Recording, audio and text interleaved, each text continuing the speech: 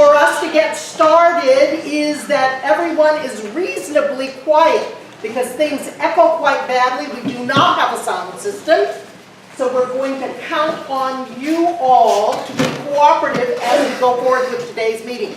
First of all, thank you very much for being here for the Anderson Springs Community Alliance public meeting, community meeting, and it has been developed and desired that we meet as a community based on the impact of the Valley Fire on all of us.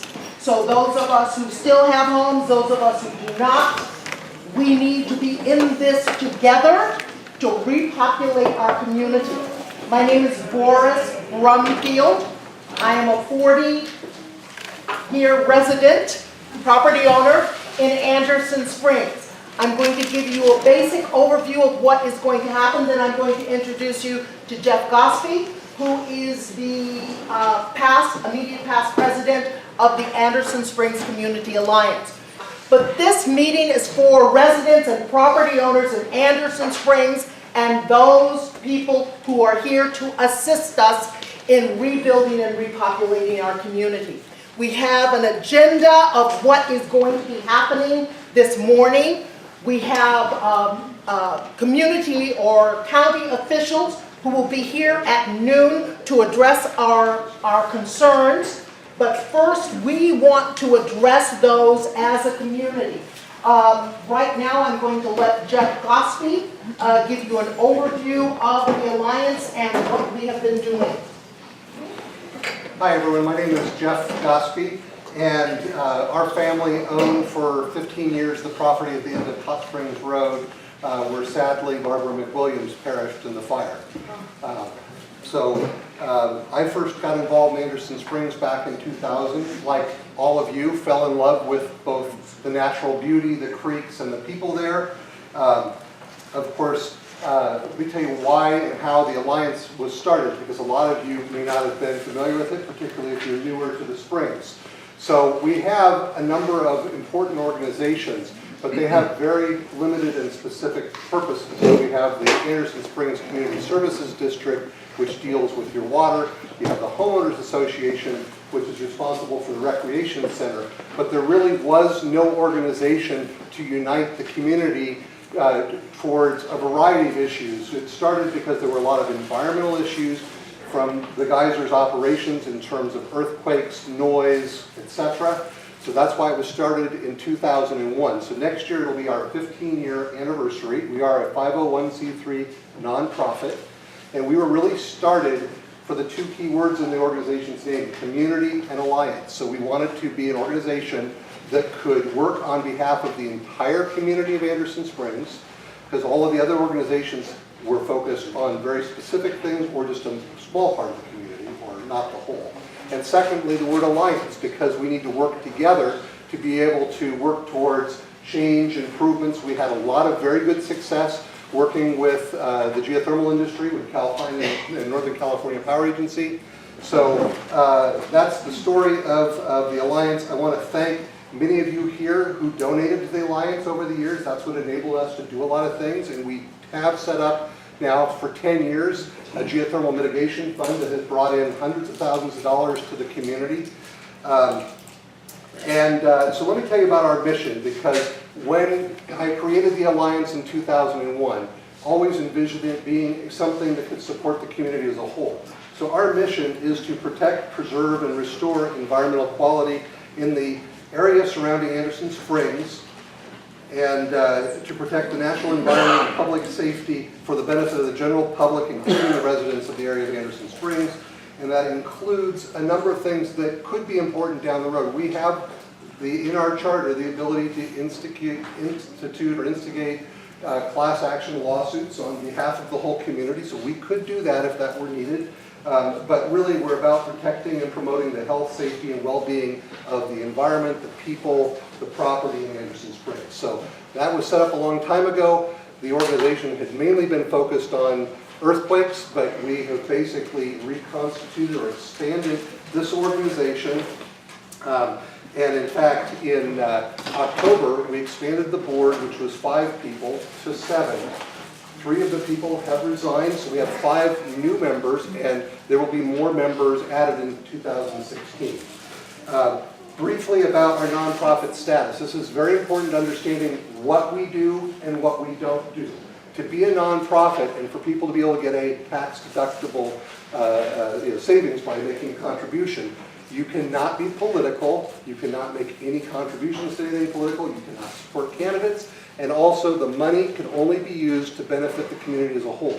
There cannot be a direct benefit to one person or one family. So I just want you to be aware of that. So I'm going to, in a moment, turn it over to Boris, and I think Boris is exactly the right person to take over and lead the Alliance into our new future, expanding its involvement, because she's been involved in the community in so many ways for 40 plus years, has served as a member of the Lake County Board of Supervisors in the past. I will still be involved. I care deeply about the community and the organization and want to ensure everything passes. We really need a person to take over as treasurer. I am serving in that role now that Boris is president. And I am still involved in the community. I have 20 plus clients for whom I serve as a financial advisor. I'm with Morgan Stanley, and so I still am very involved in the community, and I do serve on the seismic fund. Get that plug in. Thank you, Jeff. I'd like to introduce or have the rest of the board introduce themselves. First of all, I'd like to mention that Dee Moulton has served on our board of directors as the secretary, and today we, with regrets, but with great thanks for her service, accepted her resignation, and so that's Dee. And so I'm going to have everyone else introduce themselves. In no particular order, obviously. I'm Joan Clay, and I'm on as a director this time. I'm Sheila Rosenau, I'm on as secretary. Jean Grant, vice president. Andrew Keeler. Doug Bartlett. All right. So these are the members of the Anderson Springs Alliance Board, and we have an agenda, and if there are any questions that you may have, we have folks who are passing around cards. We're going to go over many of the questions that were already asked. If you're not currently on the Anderson Springs Yahoo group, please consider doing that. Andrew Keeler manages that group, and do you have a list for people who want to be on that group? Yeah, you want me to just do a quick communication? Why don't you do that? Thank you, sir. So we have, I think most of you are on the Yahoo group. If you're not, please sign up with your email. If your email changed, or if somebody else who's not here wants to be on, please see me and fill this out. And then also we're working on updating the website for the Alliance, which is different than the homeowners.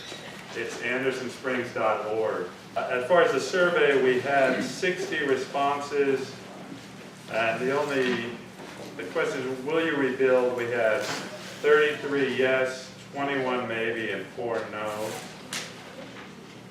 Will it be in the next 12 to 24 months? 40 people said yes, 7 no. What size will your home be? Same size 35, smaller 9, larger 7.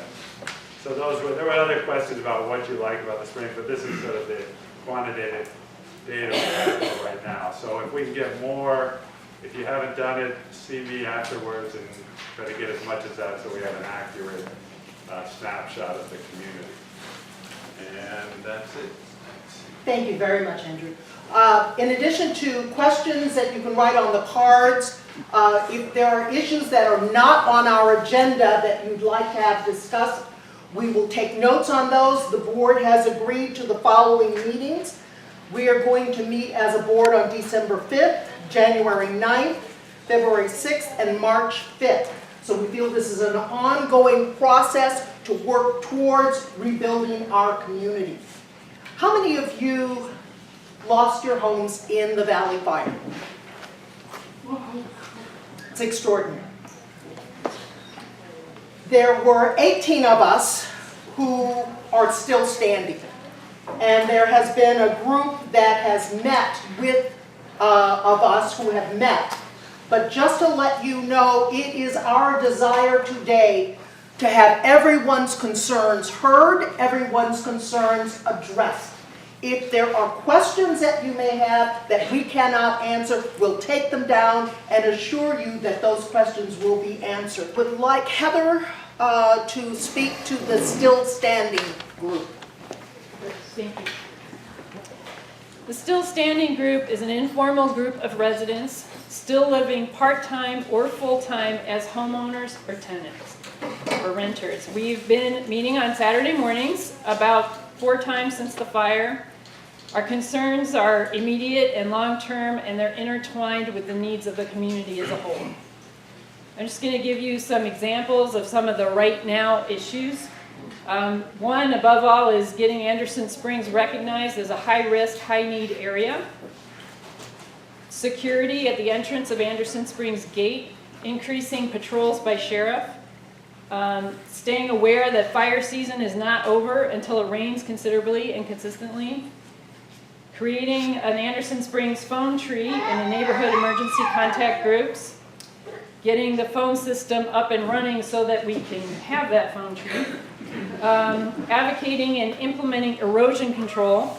Preventing clogging of waterways and flooding. How can we use sandbags, hay barriers, concrete barriers, logs? With each week, there are more trees in or near our creeks. Advocating for flood insurance for most residents with homes and structures in potential danger of flooding. Cutting down all compromised trees near our 2 water tanks to prevent costly damage and interruption of water service. Getting the landlines operational. In the future, near future and distant future, installing siren systems and public address systems at the entrance and the recreation center for emergencies. We have a big question about water. Who's going to continue to pay their water bills after the loss of their homes? How are the 18 still standing homes going to foot the bill, formerly paid by 180? Accessing high-speed internet, as we understand that the line is going up to 175 to Cobb, and it might have fiber optic. So to summarize, we miss our community, and we want you all back. We are concerned about becoming a deserted community. On the other hand, we want steps taken to ensure that the former magical character of the Springs is safeguarded. So thank you all for that. If you have anybody who wants to be on the Still Standing email list, please see me. Anybody you think should be on who's not on hasn't heard from me. Thank you, Heather.